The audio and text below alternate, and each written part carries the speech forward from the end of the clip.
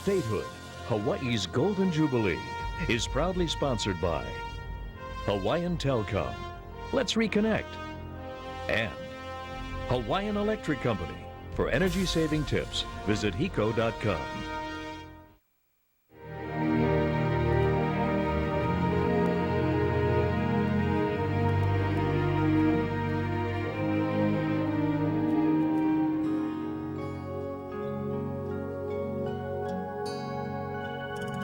Have you seen these islands?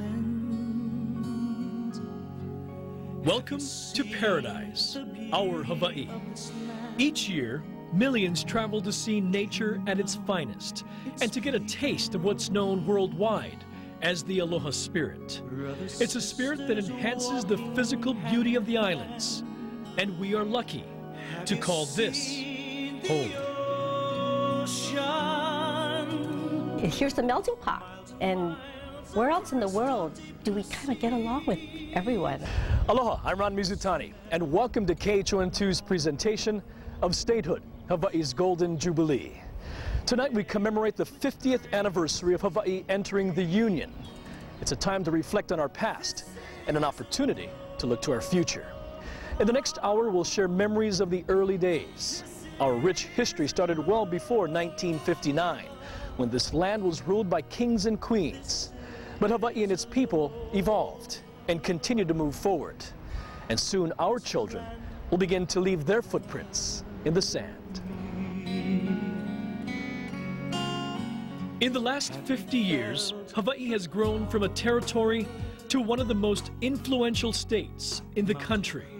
We have produced a Miss Universe, giants of trade and finance and industry, world-renowned scientists, scholars, musicians, astronauts, philosophers, artists, athletes, and culinary experts, an Army Chief of Staff, and yes, a President of the United States. As we look back, there is much to celebrate. At the time, I was, young, and I was celebrating, and it felt good to be a part of something that made us feel like we were first-class citizens of the United States. I don't think it was until later that I really realized how important it was, how much an impact it had. But it was an exciting time. But there are those who believe this is not a celebration, and old Hawaii is missed. We don't celebrate statehood. I think there should be educational outreach programs that talk about the history of the annexation and the history of statehood. But it's not a celebration for us, because then you're celebrating the overthrow of Queen Liliuokalani, and I cannot support that. We have the largest number of homeless. We have the largest number in prison. We have more Hawaiians in prison than we have on the 10 campuses of the University of Hawaii. Has statehood worked for us? I don't think so. I don't think it has worked for us. From the tragedies to the triumphs, stay with us as we focus on statehood, Hawaii's Golden Jubilee. Hey, honey! You gotta take the trash out. Did you feed the dog? Hey, Baboon! Don't forget to change the melihuni water. Oh! Oh! Oh, honey, thank you for doing your chores. Thanks, guys. Who are you talking to? At Hawaiian Telcom, we continue to bring you Hawaii's most reliable phone and data network. We are at the heart of our state's emergency system, including all hospitals, 911 calls, and civil defense. We are the secure network that protects Hawaii's banks. We are the company that delivers service to areas where no one else will. And we are the communications backbone that keeps you connected.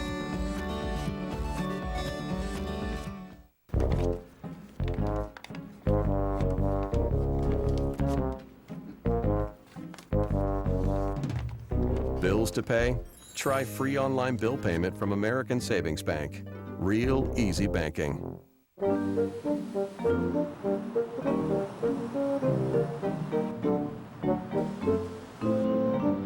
Need cash? You always know where to find ATMs from American Savings Bank.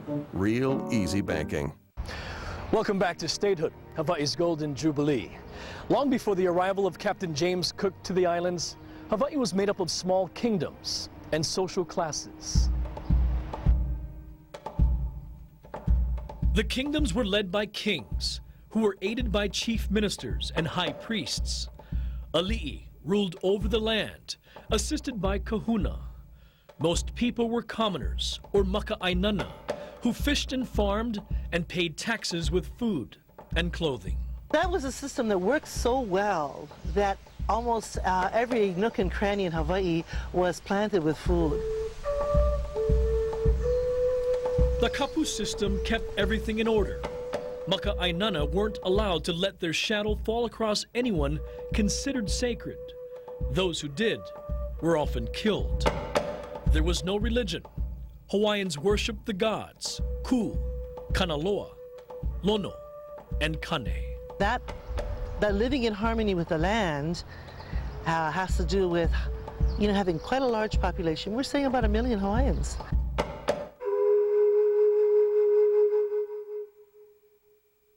Kamehameha was a 25-year-old king who ruled Hawaii Island when Cook arrived at Kealakekua Bay.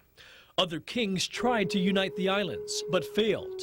Kamehameha would succeed, earning him the title Kamehameha the Great. He was also good at administration. As to make sure there would be no more war and that there would be peace on every island, he put a kapu on human sacrifice. Kamehameha II was the eldest son of Kamehameha, who died in 1819.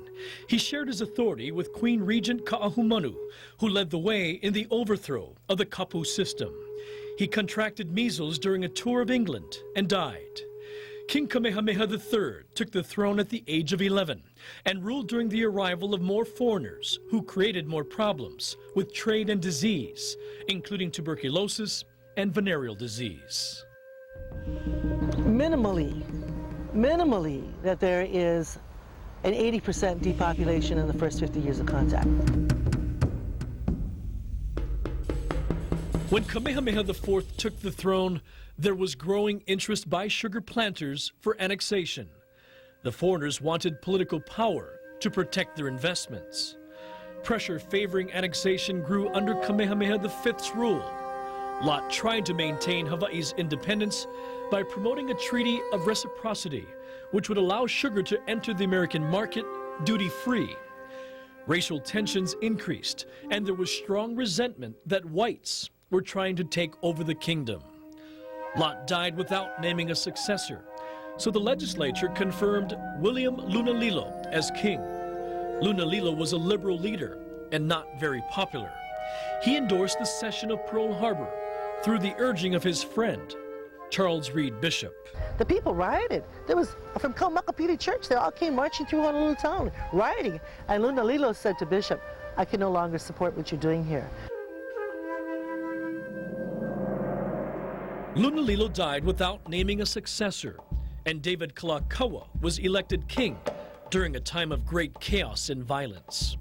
Kalakaua was known as the Merry Monarch, who believed there was room in Hawaii for all races. In the end, his cabinet was overthrown, and when he died in San Francisco, Princess Liliuokalani became queen. By then, rivalry was intense between white businessmen and Hawaiian politicians. Liliuokalani announced her intention to restore the power of the monarchy, but businessmen formed the Committee of Safety and created a provisional government and a militia that would take over Hawaii. Marines and sailors supported them, and the Queen was powerless. On January 17th, 1893, she surrendered.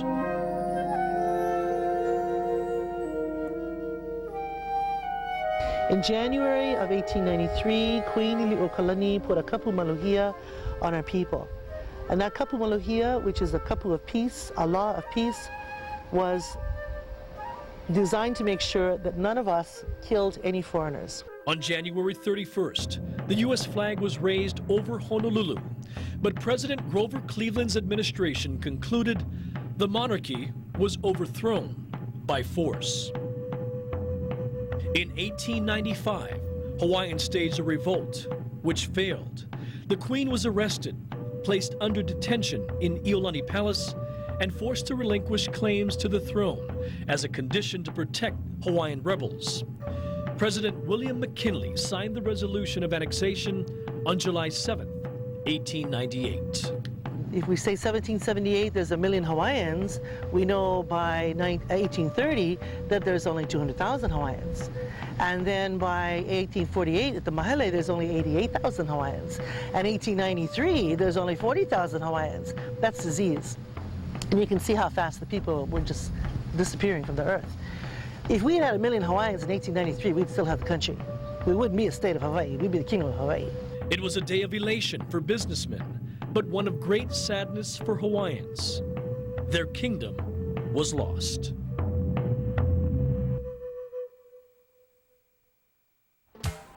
Do you know which home appliances are your big energy users? The electric water heater is one. Save by taking shorter showers or installing a solar water heating system. The energy to light your home can really add up. Switch every bulb to CFLs for big savings. A second refrigerator can be a huge load on your system. If you need it, keep it out of the sun and replace it with an Energy Star refrigerator. For more energy-saving tips, visit hawaiisenergyfuture.com.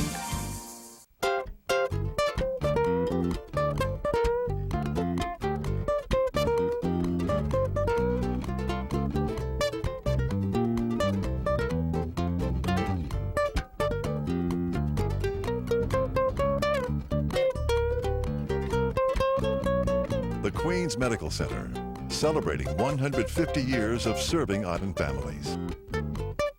The Queens Medical Center, Hawaii's healthcare leader.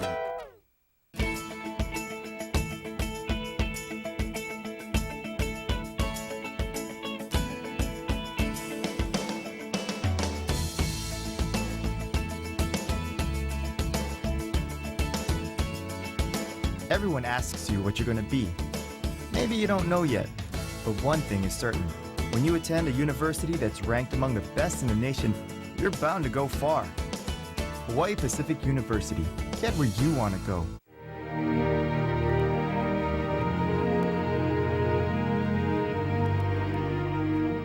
Welcome back to Statehood, Hawaii's Golden Jubilee.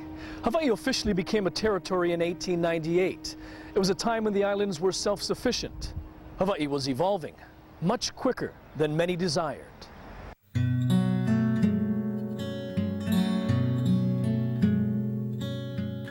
When Sanford Dole was sworn in as Hawaii's first territorial governor, businessmen and plantation owners claimed victory over the monarchy.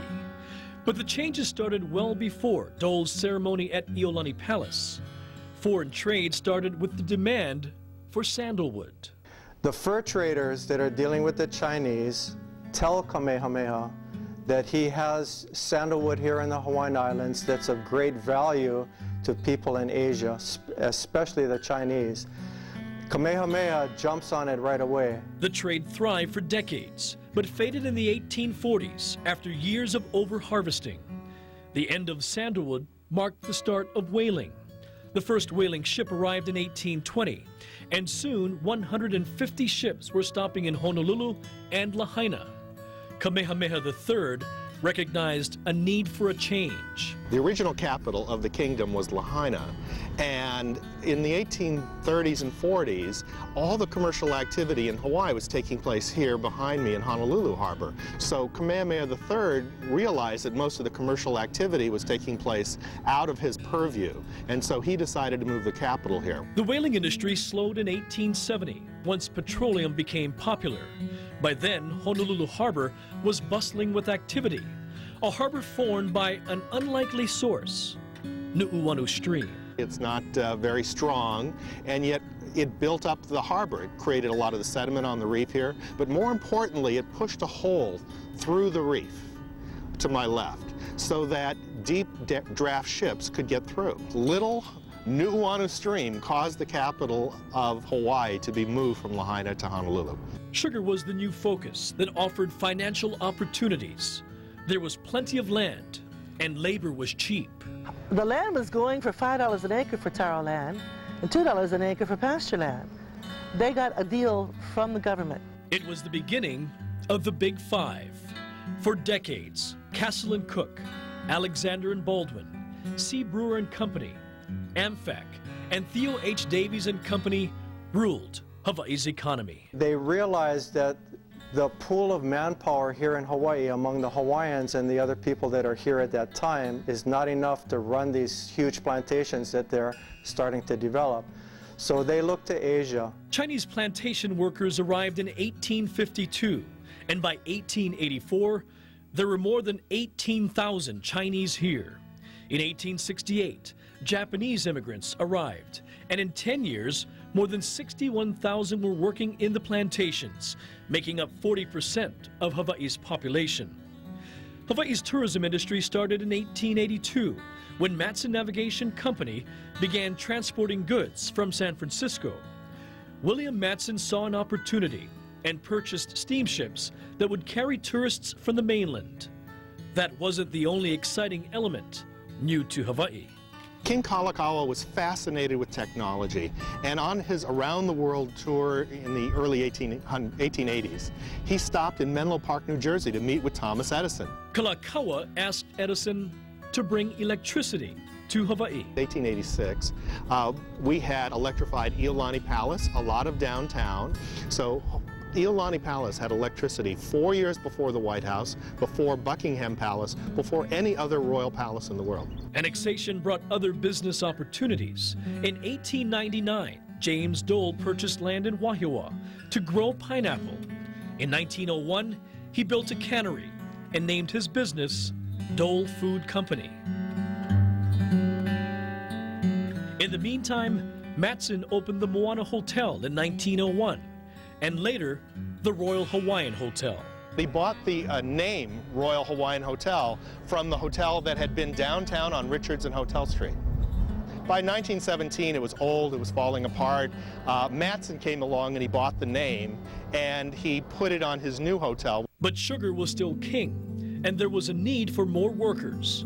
Korean immigrants arrived in 1903, followed by 120,000 Filipinos by 1931. Other ethnic groups were recruited, including Puerto Ricans, Portuguese, Russians, Spaniards, Germans, and Norwegians. They all need to communicate. So between the English of the Lunas and all of the different languages that are being spoken in the plantations, you have Pidgin English, as we call it, developing. The first large group of Samoans came to Hawaii in 1919, when the Mormon temple was built in Laie. While the Big Five's economic power was translating into political power, the U.S. military's presence was also growing. Growth took a different turn on December 7, 1941. The attack on Pearl Harbor changed Hawaii forever.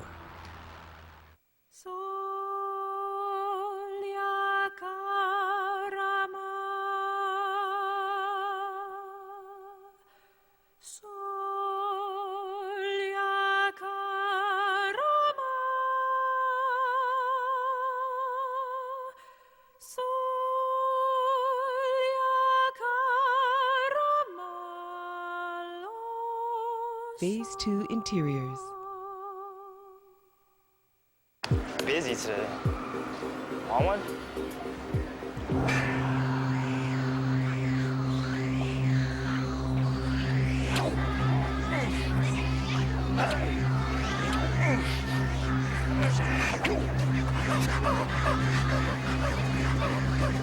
No thanks.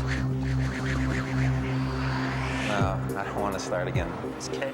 Sometimes all it takes is a little strength. Learn more at clearthesmoke.org. A lot of customers come to the store and they rant and rave, oh, you have the best seafood counter. It's like, yes! We won't put anything out there that I wouldn't serve my family. It has to be the best quality. Having the best local fish around keeps the customer coming back. At Foodland, sure, we're experts when it comes to fresh fish and seafood, but we're also experts on doing whatever it takes to make sure you get the best catch for your family. Because serving you is the most important thing we do. Foodland, where it's always about fresh food, family, and friends.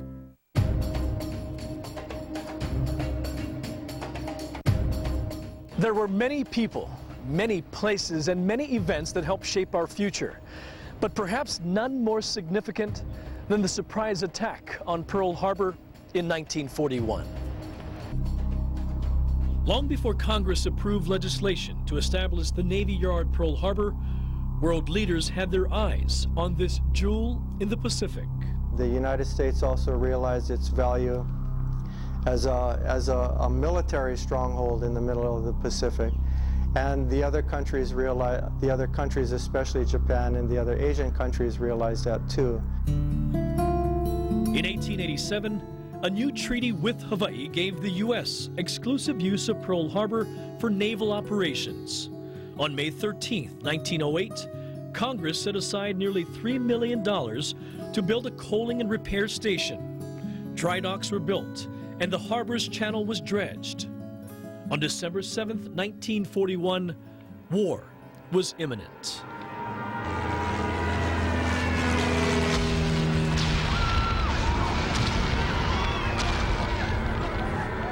The United States of America was suddenly and deliberately attacked by naval and air forces of the Empire of Japan.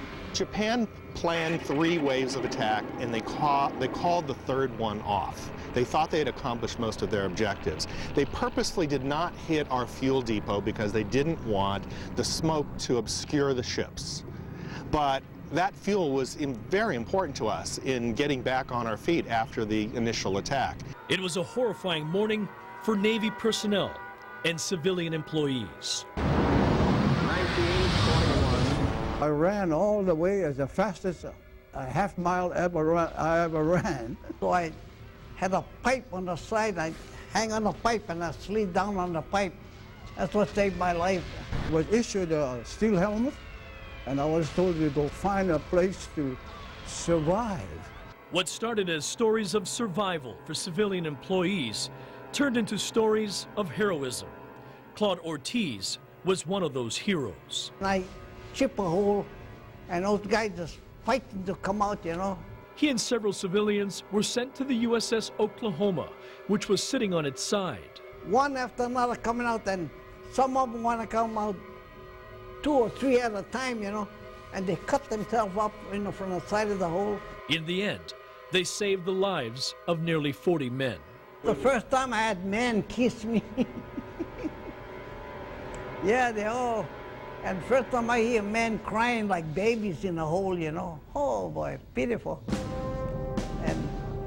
But at that time, I didn't feel like, you know, nothing. I just feel like we had to help. December 7th, 1941,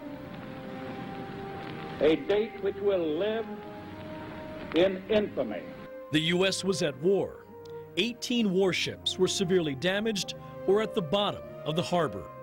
Over the next several days, the yard would become home to the greatest maritime salvage operation in the history of the world. They worked around the clock to get these ships out of the water, back, you know, into the ocean. In some cases, for instance, the Yorktown, I believe, was repaired in 50 hours and sent back out to the Battle of Midway. And if it hadn't been there, the tide of the war may have turned in the other direction. There was a hole big enough for a truck to drive in. And we repaired that ship, was done emergency. It normally take about a month or so to fix the ship up. We finished it in less than 2 days. But should we have been better prepared? In 1923, Colonel Billy Mitchell, who was a World War I flying ace, was sent to the Pacific to do a fact-finding mission for the War Department. And in 1923, he published his findings, and he said that the Japanese are likely to attack Pearl Harbor. He said they would do it on a Sunday morning at 7:30. He was actually wrong. It was 7:55 in the morning. Well, that was 18 years before it happened, and we should have been prepared. His report, by the way, was classified, and it wasn't released until 1957 to the public. Still, Hawaii responded when called upon. There were countless examples of bravery, sacrifice, and heroic acts, and at the base of this were civilian employees, Hawaii's unsung heroes. Hawaii also is obviously a very important staging facility for fighting the war in the Pacific. We may not have been able to do it if Hawaii did not have Pearl Harbor as a military base here. Rooms Hawaii is celebrating the grand opening of their new Ashley Furniture Gallery. Special savings are being offered at both store locations. Sofas starting at $4.99, bedroom sets starting at $8.99, 5-piece dining sets just $3.99, and it's all same as cash for 1 year. Shop over 15,000 square feet of new Ashley furniture at our Bougainville location. Plus, they're open this Friday and Saturday till 9. Hurry into the grand opening of Rooms Hawaii's new Ashley Furniture Galleries. Shop today and save. Bigger isn't always better. UHA benefits provide the greatest health insurance value. Chiropractic, acupuncture, the best drug and dental plans, and almost every doctor in Hawaii works with UHA. And one more thing. Service! Outstanding service. UHA is not an alternative choice. UHA is the choice. Give us a call. You'll love us. UHA. Better health, better life.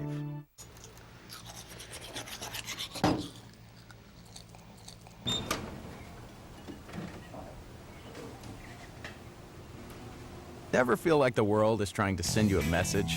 Maybe the message is, congratulations, you're one of us. If you're a city, county, or state employee, related to one, or related to an existing member, you're eligible for better interest rates and more personal financial services. Hawaii State Federal Credit Union. It pays to belong.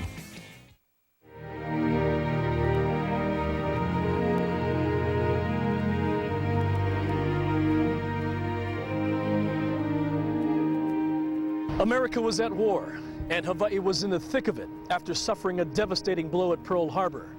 As expected, Japanese Americans were the target of anger and much resentment. Shortly after the attack on Pearl, Japanese American men were categorized as enemy aliens and non-draftable. On February 19, 1942, President Franklin D. Roosevelt signed an executive order that sets the stage for the internment of people of Japanese ancestry in war relocation camps. A large portion of Hawaii's population was of Japanese descent, so internment was not practical. But war can be unkind, and Sand Island became an unpopular location with many islanders. There were also internees, or they were actually called detainees, so they didn't have to be treated as well as POWs, local Japanese who had been leaders in the community that were held here. The War Department called for the removal of all soldiers of Japanese ancestry from active service. But discharged members of the Hawaii Territorial Guard petitioned the government to allow them to assist in the war. Their petition was granted, and they were designated as the 100th Infantry Battalion. Their performance led to the approval of a Japanese-American combat unit. An estimated 3,000 men from Hawaii and another 800 from the mainland responded to the call, and President Roosevelt announced the formation of the 442nd Infantry Regimental Combat Team. The 442nd, with its Go for Broke motto, became the most decorated unit in U.S. military history for its size and length of service. 21 Asian Americans received the nation's highest military award, the Medal of Honor. 12 of them were from Hawaii, including U.S. Senator Daniel Inouye, who lost an arm while fighting in Italy. And all of a sudden, this German stands up and he points his gun at me, and in front of it is a rifle grenade. And next thing you know, my arm is blown off. Sometimes I say to myself, I wasn't that heroic. It was temporary insanity, I think.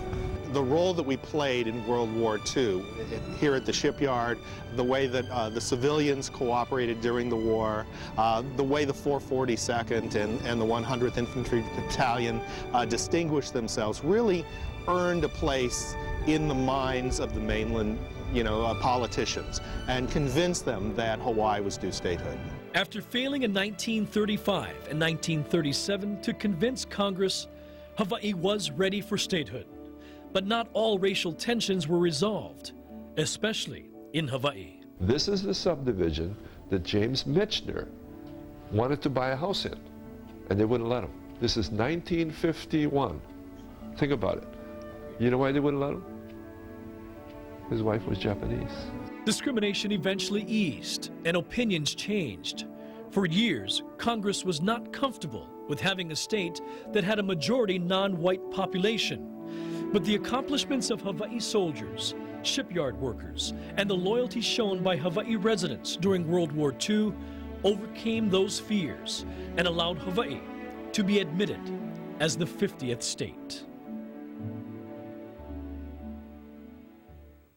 You've tried everything: diets, exercise, pills. But now it's not just about appearances, it's about health and quality of life. At Castle Medical Center, we understand. That's why we established our Surgical Weight Loss Institute to offer surgical solutions to your weight problem, to be your partner in our wellness programs, and to give you every opportunity to succeed. For day one and every day after, Castle Medical Center.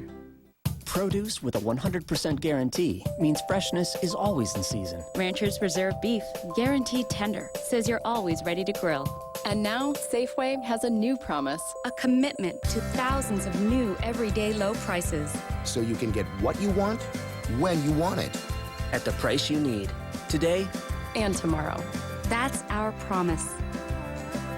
And that's ingredients for life. Safeway. Here's the deal.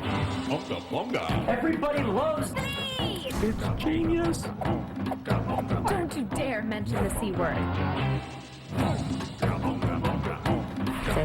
You're going to. And that's what makes us special. Starting September 9th on KHON2.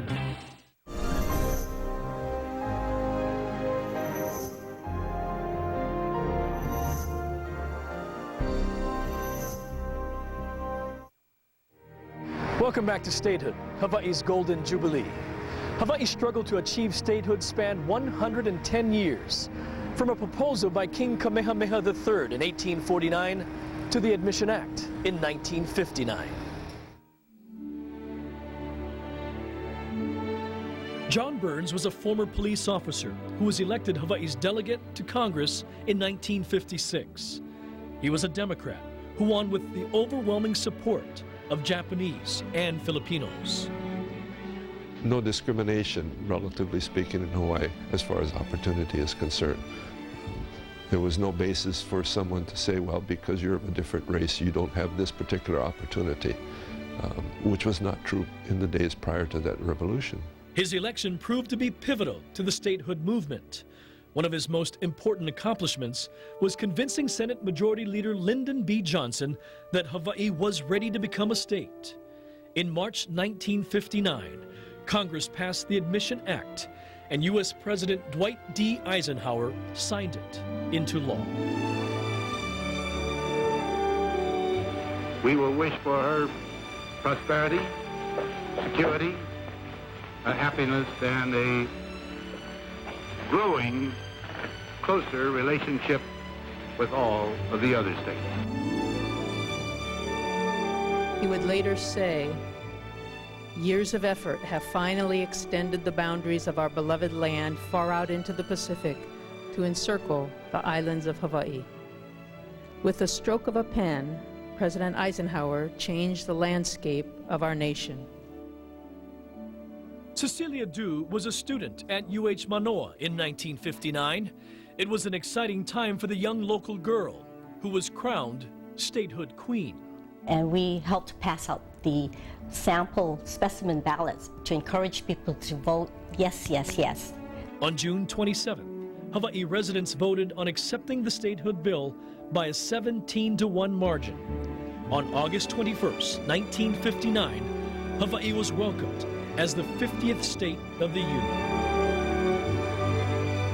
The bells of all the churches rang, and the sirens went on, and there were flares from the ships, and it was loud dancing on the streets. At that point, as 8th graders, I think one of the things that was pitched to us most was that we would be able to vote for the president. We would be able to vote for our representatives to Congress. I remember that. Chester Kahapeo was selling newspapers that day. And what the Star Bulletin really wanted was a barefooted Hawaiian boy. And I was to present the first paper of the press to, at that time, Mayor Blaisdell. However, the mayor didn't quite show up on time, and the photographer was from Associated Press, and he asked me, how I sold my papers. Then I happened to lift my hand up, and that was it. Kahapea's face appeared on nearly every newspaper around the country. I was supposed to be barefooted, not the more that the moti. But some argue the vote was not legal. Only two options: remain as a territory or become a state. So the majority of people, not knowing anything else, voted for statehood, not aware that it should have been under UN oversight and should be those three options, including independence. Several lawmakers paved the way in 1959, including one who would become governor. Even in those early days, Senator George Ariyoshi stood for causes that laid the foundation of our state's future strength. One of the next steps was deciding the location of the state capitol. Sand Island was a consideration. Behind me, Punch Bowl, Fort Armstrong were places that they considered. We can see Oahu Country Club in the background over here. Can't quite see it, but Ala Park was a place that they considered for the state capitol. Fort Armstrong was the main recommendation of the commission, but there were concerns about traffic and the chance a tsunami could wipe out the state capitol. A location was chosen based on the proximity to the offices of high-powered lawyers. Schumann Carriage was there, Central Union Church was there, there were doctors' offices, there were even a few homes, and on the corner of Punch Bowl and Hotel Street was a Shell service station. All those had to be torn down and relocated for the current state capitol. 110 years after King Kamehameha IV first proposed the concept to U.S. leaders, Hawaii was the 50th state of the Union. Living here at Arcadia is just like living on a cruise ship. The food, the service, everything about it is first class.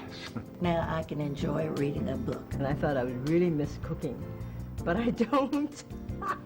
When I told my children that I was moving into Arcadia, they said, "Mother, go for it." I'm so grateful that we moved into Arcadia. It's the best move we've ever made. Arcadia. Apartments available now at the right price. Call or visit us today. Respect is something that is earned. Trust is something built over time. Our law firm has sought the trust and respect of the people of Hawaii. And over the years, I'd like to think we've earned it. We strive to play an important role for Hawaii's people, protecting the rights of those who have been injured. If you need our help, let's talk about it. We'll earn your trust and give you the respect you deserve. I'm John Yamani from Levitt, Yamani & Solder. Call us. We can help. Broken cloud gives a comfort. You've just got it. It helps me sleep tonight. You want to kiss me, don't you? I always want to kiss you. Being a part of something special makes you special, right?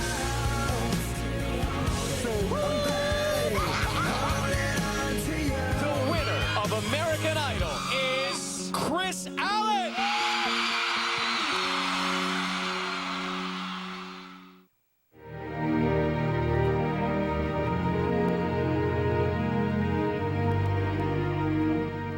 Much has happened in the last 50 years. We elected the nation's first Japanese, Hawaiian, and Filipino governors. And Hawaii also elected its first woman governor in Linda Lingle. And in 2009, Hawaii led the way as America elected its first African-American president in Barack Obama. I, Barack Hussein Obama. But decades before the Punahou graduate took the oath of office in Washington, D.C., Hawaii-born residents were leaving their marks on politics nationally and locally, including Hiram Fong, the first Asian American to serve in the U.S. Senate in 1959, and former U.S. Congressman and Senator Spark Matsunaga. Patsy Mink became the first Asian American woman elected to Congress. It was her focus on equality for women that was groundbreaking and everlasting. Mink authored the Title IX Amendment of the Higher Education Act. Mink won her final election after her death in 2002, and in recognition of her contributions, Congress renamed it the Patsy T. Mink Equal Opportunity in Education Act. Others continue to serve Hawaii in D.C., including Representatives Neil Abercrombie and Mazie Hirono, and veteran Senators Dan Akaka and Danny Noe. I recall 50 years ago, there were no high-rises in Waikiki, and the only two hotels were, well, three hotels, Halekulani, Royal Hawaiian, and Moana. And in fact, they were growing taro in Makale, Moeilili, and Waikiki, so times have changed. Times have changed, and we've said aloha to many old friends along the way, including drive-in theaters, Coco's and Columbia Inn, Arakawa's, the Termite Palace, and the old Dole Pineapple Water Tank in Iwilei, a landmark since 1927. We ate at restaurants such as Pearl City Tavern, which had 3 different chefs and 3 different menus, American, Japanese, and Chinese. We ate at Canlis, KDI, Kapi'olani Drive-In, which is now the Wailana Coffee House.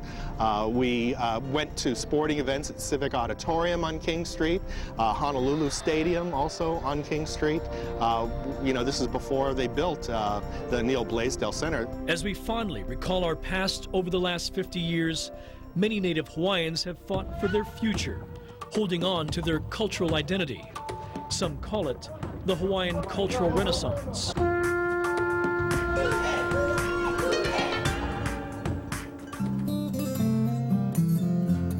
There was a renewed focus on Hawaiian music and language, and early land struggles with Waiahole Waikane and Kaho'olawe, the barren island once used for bombing practice. But perhaps the most emotional symbol of Hawaii's Renaissance was the sailing of the Hokulea, the double-hulled voyaging canoe that sailed to Tahiti without modern navigational instruments. But tragedy struck on March 17, 1978, on Hokulea's second trip to Tahiti. The canoe capsizes 6 hours into the journey. The following morning, crew member Eddie Aikau goes for help. The crew drifts for nearly 24 hours and is rescued. Eddie was never found. He was 31 when he disappeared. History was made in 1993 with the apology resolution signed by President Bill Clinton. The document acknowledges the 100th anniversary of the overthrow of the Kingdom of Hawaii and offered an apology to Native Hawaiians on behalf of the United States. I don't know that we've benefited, because I don't know what it would have been like to have our own kingdom. So I only know what exists now, and whether that's a benefit or not, I'm not sure. We have those protesters who say Hawaii was never properly annexed, and the statehood vote of 1959 was illegal and all this sort of thing. But they are a very small minority who receive attention greatly out of proportion to their numbers or actual influence. Hawaii leaders are sensitive to the fight for recognition by Hawaiians, but most believe statehood has been good for Hawaii and its people. I really believe very strongly that Hawaii's people, if they know what the future is, if they know that it's going to be light at the end of the tunnel, they are willing to make all kinds of sacrifices in order to get there. Obviously, it was very important. I mean, it gave us a chance to control our future, to know that I was a part of it, you know, that during my tenure, I was also part of this history. Statehood brought self-determination and federal dollars to our shores. It conferred benefits of the most powerful and prosperous nation on earth. And most importantly, it allowed our citizens to enjoy the rights enshrined in the United States Constitution. And it's allowed someone like Ben Cayetano the opportunity to dream big. In 2002, then Governor Cayetano reflected back on advice given to him by the late Governor John Burns. He looked me in the eye and he said, well, Ben, there are not too many young Filipinos from Cali who become lawyers. You know, he didn't have to explain to me. I understood what he meant, and I knew what he stood for. There is no greater calling than public service. Serving Hawaii during a time of growth and a time of healing. But there is much work and growth ahead.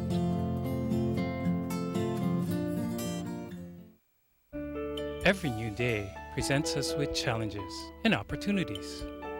At Hawaii USA Federal Credit Union, life matters, doing our very best for the members we serve. Life Matters is about making dreams possible. Life Matters is about looking out for our community. And being connected to what's most important. Because life matters to our members, it matters to us. Hawaii USA Federal Credit Union, where life matters. Welcome to the big city. Everybody's a regular at Big City Diner. What's your favorite? The pancakes. Mama San's vegetable stir fry. Meatloaf. Garlic fries. Paniolo chicken salad if I'm not too hungry. Ray Chan's Island Style Poke. The ribs, the guava ribs. Like the big Oreo sundae. Pretty much the left side of the menu. Come to Big City Diner and discover your favorite. Pollyanna and a Lima award-winning Big City Diner. There's no diner finer than Big City Diner. Some dance shows can only give you this. But this ain't your grandma's dance show. The real #1 dance show. No has-beens. That was competing. That was some serious competing. No faking it. I've never seen anyone fly across the stage like that. No excuses. You have what it takes to be a star. Come on, Katie! Be there from the very beginning. The all-new season of So You Think You Can Dance. Returns September 9th on KHON2.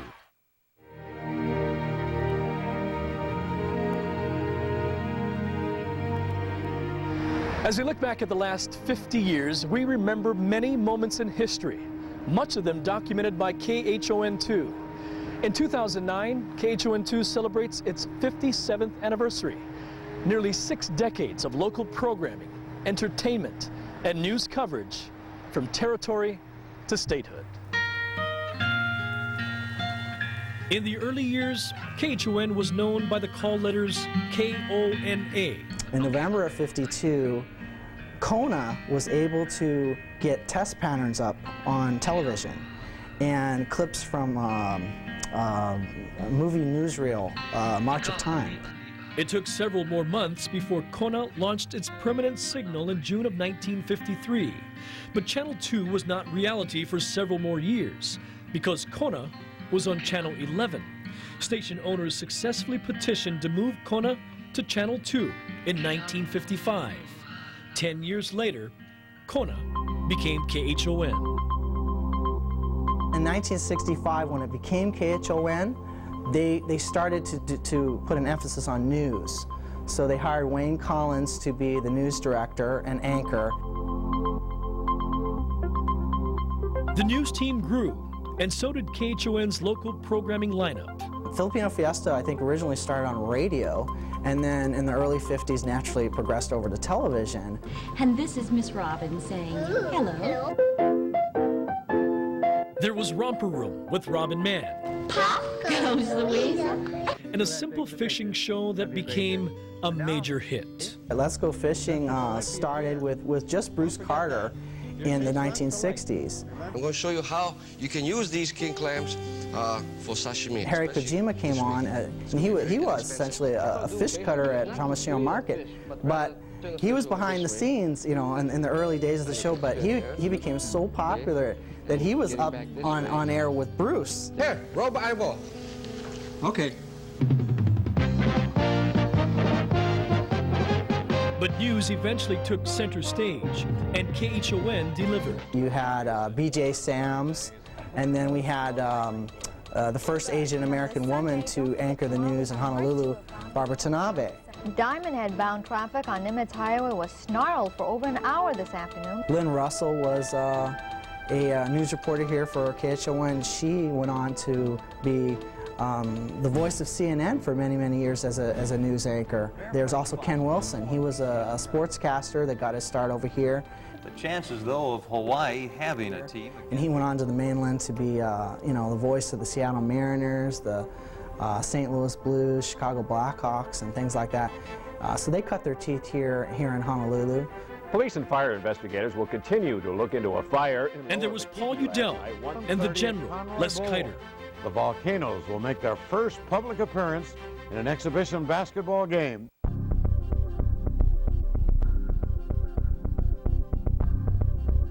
Then along came a young sportscaster named Joe Moore. Joe was a sports guy originally at KGMB, and when he actually came over to Channel 2, he was still a sports guy. That's it from the sports desk. We'll be back with Paul. In fact, let's go to Paul right now. And then in 1981, he moved to the news desk. And over the years, he's become the most trusted newsman in this state. I think he's going to set longevity records at being at the news desk.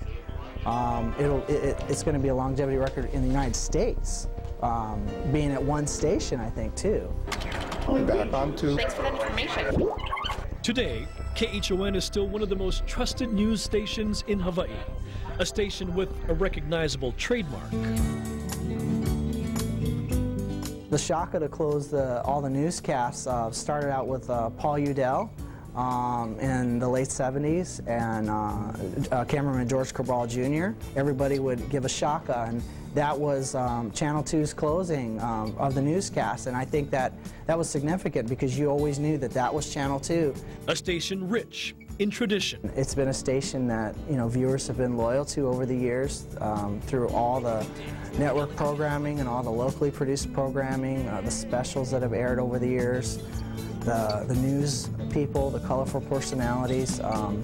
It's a station that people continue to tune into and will continue to tune into for years to come. For 57 years, KHON has served Hawaii from territory to statehood and into the future. At Hawaiian Telcom, we continue to bring you Hawaii's most reliable phone and data network. We are at the heart of our state's emergency system, including all hospitals, 911 calls, and civil defense. We are the secure network that protects Hawaii's banks. We are the company that delivers service to areas where no one else will. And we are the communications backbone that keeps you connected. Do you know which home appliances are your big energy users? The electric water heater is one. Save by taking shorter showers or installing a solar water heating system. The energy to light your home can really add up. Switch every bulb to CFLs for big savings. A second refrigerator can be a huge load on your system. If you need it, keep it out of the sun and replace it with an Energy Star refrigerator. For more energy-saving tips, visit hawaiisenergyfuture.com. Aloha and welcome to the Pacific Beach Hotel, a favorite Waikiki destination for Kama'aina. We make coming here a great experience for the family. Or a special place for just the two of you. Come see us again for a long weekend getaway. We know how to take care of our guests like family. And with plenty of accessible parking, what's stopping you? So come and discover what the Pacific Beach Hotel has to offer. Ahoy ho! When you examine the past and the present, it's easy to lose sight of the future. But we have much to look forward to. On January 20th, 2009, Punahou graduate Barack Obama was sworn in as the 44th President of the United States of America. So help you God? So help me God. Congratulations, Mr. President. Starting today, we must pick ourselves up, dust ourselves off, and begin again the work of remaking America. I look back to the 50s when Hawaii had a revolution that culminated in statehood. I think the United States has now had a revolution that culminated in the inauguration of Barack Obama as the President of the United States. Hawaii will provide more contributions. The arrival of the USS Hawaii is a prime example of Hawaii's role in the future. The $2.5 billion nuclear submarine is armed with top secret capabilities and considered one of the most powerful pieces of machinery ever built by man. The Hawaii is the third Virginia-class sub that will be ported at Pearl Harbor. The military realizes that this is a very strategic location. distance-wise, communications-wise, and training-wise.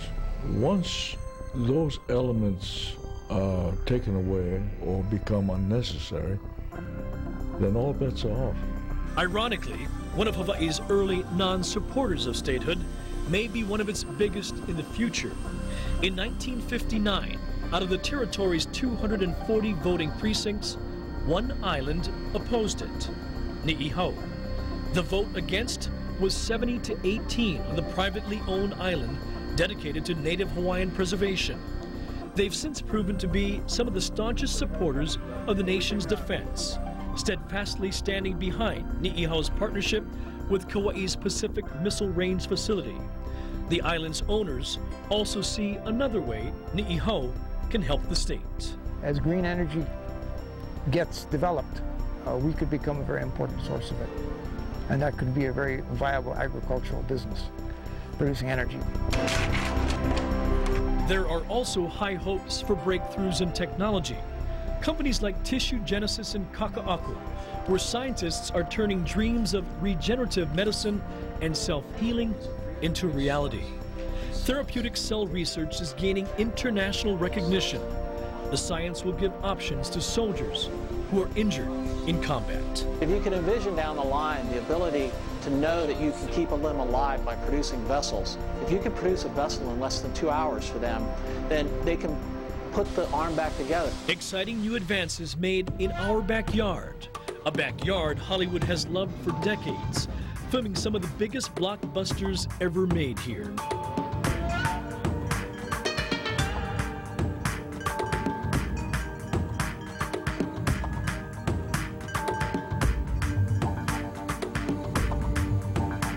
Times have changed, but I'm glad we're moving forward. People of Hawaii have not only kept up with statehood, I think we've surpassed most states. The widow of Hawaii's first governor, William Quinn, looks back at the last 50 years, knowing her husband would be happy. He was proud that we became a state 50 years ago, and 50 years later, he's proud of all we've done in 50 years. Former Governor John Waihe'e sums it up best. It felt good. It was exciting. We went downtown, we celebrated, and it was, everybody was going through the town, blowing their horns and all of this. And I never got that feeling again until I was in Denver at the Democratic Convention and saw Barack Obama accept the nomination. And then all of a sudden I realized that what the teacher said, years ago about now you could become president of the United States was in fact true. It was happening. That's what statehood meant. This is Aloha. This is Hawaii. This is our home. Thanks for joining us for our look at statehood, Hawaii's Golden Jubilee. From all of us at KHON2 News, I'm Ron Mizutani. Until next time, aloha.